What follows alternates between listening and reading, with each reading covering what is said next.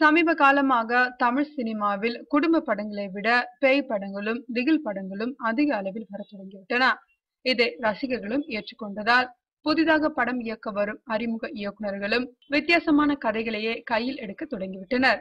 இந்த பட்டியலில் புதிதாக சேர்ந்துள்ள படம் துடி. படத்துடைய பாதி பெயர் மட்டும் சொல்லல, படத்துடைய முழு பெயரே துடிதான்.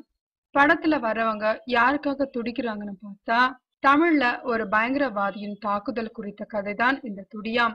அறிமுக இயக்குனர் ரிதுன் சாகர் யாரிடமும் உதவி இயக்குனராக பணியாற்றாமல் இந்த படத்தை தைரியமாக இயக்குறதோடு இல்லாமல் படத்துடைய தயாரிப்பாளராகவும் மாறியிருக்காரு. நிறைய குறும்படங்கள் இயக்கிய கையோடு படத்தை இயக்க வந்திருக்கும் இவர் விஷுவல் கம்யூனிகேஷன் முடிச்சிருக்காராம்.